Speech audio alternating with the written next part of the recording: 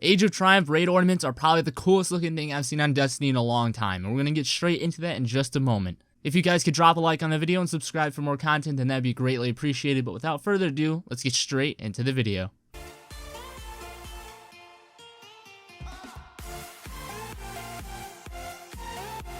So today was Bungie's last live stream of Age of Triumph, and it was quite the show to watch. Now we're going to get straight into it, and just like all the other videos that I've done for breakdowns of the stream, we're going to highlight all the stuff that we thought needed to be highlighted, and then we can talk about it in the comment section down below if there was something I missed, as always, and you guys can let me know, and we can talk about it there. But first things first, raid ornaments can be used for any raid armor. So let's say that for the weekly challenge raid playlist, then you get your ornament, and it's for Crota's End. You know, that ornament that you're getting is on the Crota's End raid. You don't have to use that specific ornament on Crota's End armor. You can use that on a Vault of Glass piece of gear that you have that you still want to use an ornament on, you know. It's not specifically set to a certain raid. You can use it on multiple raid gear, so that is duly noted and a good thing to have. So elemental primaries, there was a lot of controversy about them. People were super excited to have these back, and they are going to be exotics. Now, I'm not sure about this. I understand why they did this, to be honest, because they don't want crazy amount of elemental primaries back. They want it to come back and be kind of, you know, a chill pace, not too crazy about it, but still an interesting idea. Not sure if I fully like the idea of them being exotics, but pretty much there's going to be the two different versions of the same primaries. So let's take Fatebringer, for example. We have the original Fatebringer, which is going to be having no burn on it, and then there's going to be an Adept version that you can get. That's the exotic version of it with the arc burn on it. Now, the Adept versions can be attained, I believe, through just regularly raiding on hard mode, but they said that you can get it a lot easier if you do it on challenge mode. They didn't say it was specifically set for challenge mode, but you can achieve it very, very easier on challenge mode. Now, there's also new ornaments for the exotic weapons that were already specific for those raids. We have the Vex Mythical class. We have a new ornament that turns it just crazy white. And we also have one for the Necrochrasm as well. And speaking of the Necrochrasm, we're going to stop here for a second and talk about it. Now, this change may break the gun. I'm not going to lie. Not only did they buff assault rifles, and they're going to buff them again, they changed the Necrochrasm's ability from even getting headshots will make the enemies explode. That was the old perk and still the perk as of this moment.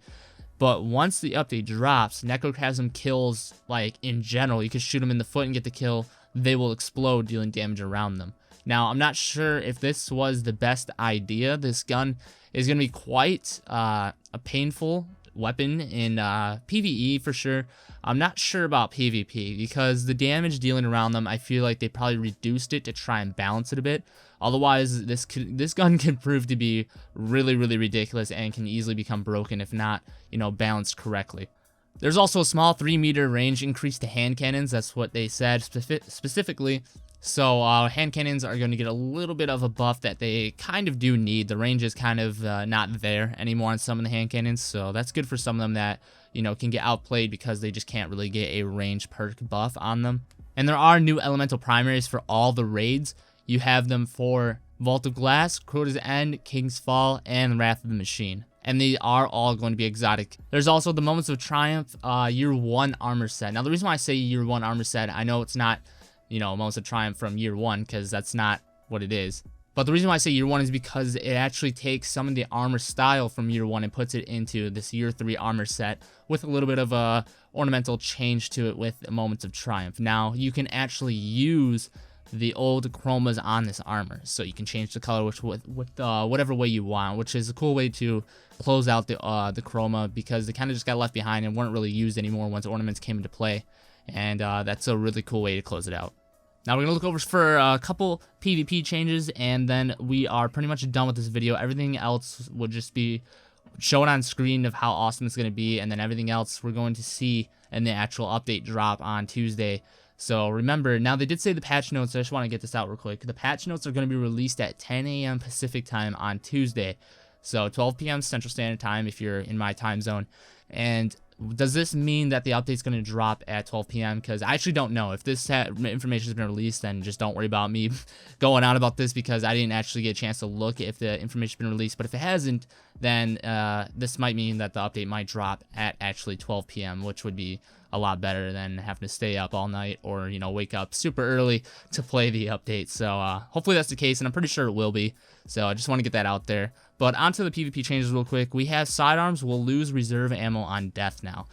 This is a new interesting change to keep sidearms from kind of being broken, because I believe they kind of specifically said that there was a new buff for them, and when Deej was using this on the stream, the sidearm, it was doing a lot of damage. They did 60 damage per headshot, so that's pretty good.